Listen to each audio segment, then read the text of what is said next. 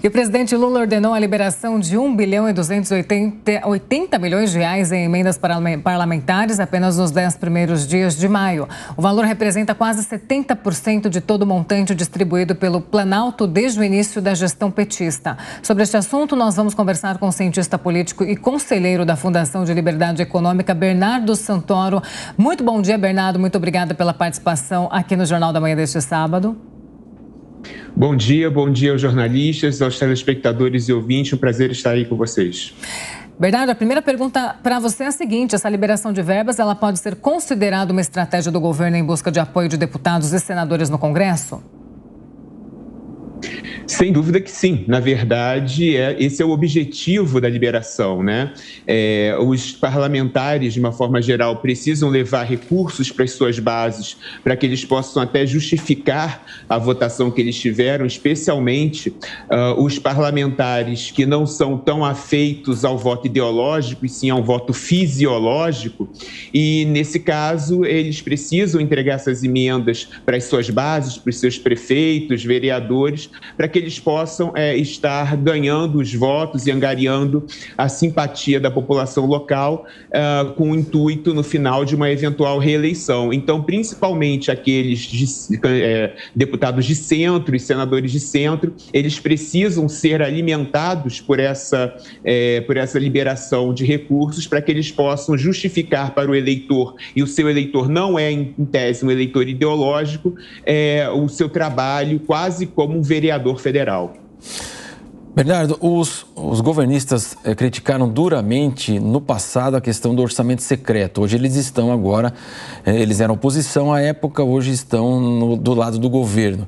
Mas seria praticamente o mesmo mecanismo do chamado orçamento secreto?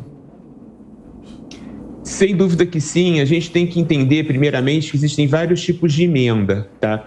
Existe uma emenda individual que não passa tanto pelo controle do governo, né? Desde uma emenda constitucional de 2015, durante a gestão do então presidente Eduardo Cunha, foi criada um mecanismo para que essas emendas individuais elas fossem impositivas. Depois, durante a gestão do Rodrigo Maia, foi criada um outro tipo de emenda de bancada, né, regional e estadual, também de maneira impositiva. Mas, além desses dois tipos de emenda que são impositivas e, portanto, não passam tanto pelo controle do governo, você tem outros tipos de emenda, né, e principalmente as emendas de relator, mas também tem emendas, por exemplo, de comissões. Você tem uma série de tipos de emenda que podem servir, aí não é pela saída orçamentária do RP9, mas do RP2 e outros tipos de emenda junto à lei orçamentária anual, para que o governo possa estar utilizando de instrumentos de liberação de verba para conseguir fazer a cooptação desses congressistas. Então, por mais que exista, né, que tenha sido criado de 2015 para cá, alguns mecanismos de tentativa do parlamento de se blindar de toda essa pressão financeira do Palácio do Planalto, ainda assim existe um resíduo de deputados que precisam muito desse tipo de apoio financeiro para conseguir levar, principalmente em áreas mais carentes, que precisa levar esse recurso para obras, de infraestrutura. Então, você tem ainda essa necessidade e os governos, não só esse, como todos os passados, tentam utilizar desse instrumento para conseguir ampliar sua base. Roberto Malta também participa dessa entrevista. Roberto, sua pergunta. Bom dia, Bernardo. Eu sei que você acompanha muito de perto a política e eu queria te fazer a seguinte pergunta. Nós vimos 2 episódios recentes. O primeiro foi o adiamento da votação do PL, da censura, né, o PL 2630, e o outro foi a edição pelo Congresso de um decreto legislativo que tenta anular as mutilações que o governo queria fazer no marco do saneamento, que é uma lei que eu sei que você conhece muito bem. Você, inclusive, participou do processo de privatização de parte das operações da SEDAI no Rio de Janeiro, né? Então, eu queria te perguntar o seguinte: esses 2 episódios são coisas episódicas que não vão se repetir, ou isso é o início de uma virada na qual o Congresso vai se estabelecer realmente como uma força de oposição efetiva contra o governo? Bem, primeiramente, querido amigo Roberto Mota, que grande prazer estar aqui dividindo esse momento contigo, né? Um amigo de tantos anos. Bem, primeiro a gente tem que entender que esse Congresso ele foi eleito dentro de um movimento da sociedade brasileira mais à direita. Então, aconteceu uma situação estranha em que nós tivemos um presidente à esquerda eleito, mas um Congresso eleito majoritariamente de pessoas ligadas a uma ideologia de direita ou de centrão. Isso é fruto de algumas decisões equivocadas do nosso constituinte, né, que decidiu por um presidencialismo ao invés de um parlamentarismo, decidiu por um sistema proporcional de eleição de deputados e não de um sistema distrital, que normalmente gera um cenário de maior concentração de deputados em um ou dois, ou de 3 ou 4 partidos, poucos partidos.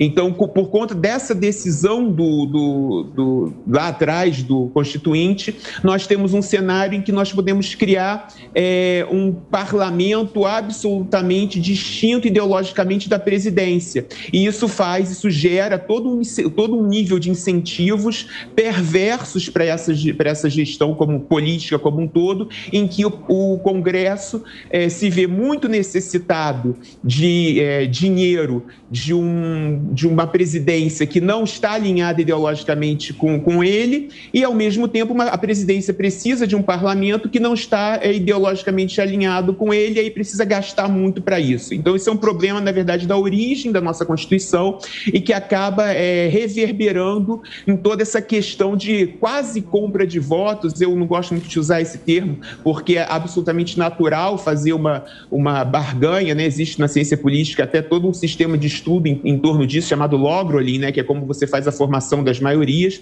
Eu não acredito num Congresso muito oposicionista, porque ainda temos muitos membros do parlamento que são do centro, mas, ao mesmo tempo, de certa forma, eles vão funcionar pela própria característica fisiológica de centro e pragmática desse grupo de deputados. Eles vão servir como um anteparo de limites àquilo que a presidência quer fazer. Eles não vão ser totalmente oposicionistas, mas eles vão traçar limites. A gente nunca vai pensar no Arthur Lira como um presidente da Câmara oposicionista, mas ele certamente, dentro de um processo de negociação, ele vai trazer parâmetros e limites para a atuação ideológica da presidência da República, que é o que aconteceu tanto no caso das fake news, aí também com alguma pressão de setores organizados da sociedade civil e do empresariado, e aí principalmente no novo marco do saneamento, que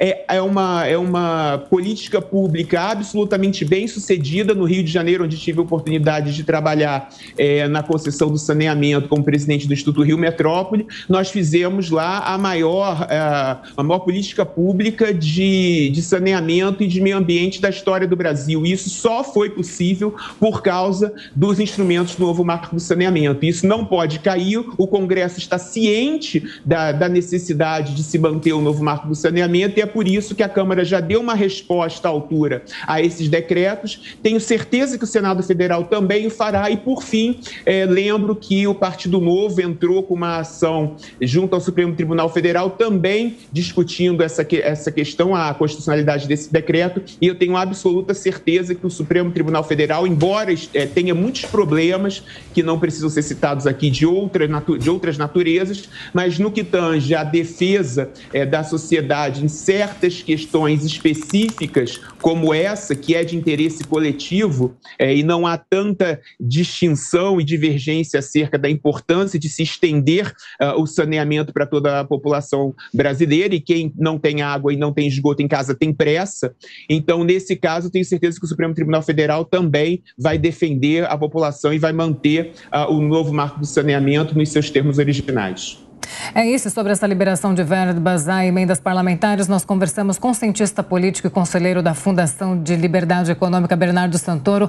Bernardo, muito obrigada pela sua participação, informações muito esclarecedoras. A gente conta com você mais vezes aqui no Jornal da Manhã. Estarei à disposição. Um grande abraço para todos.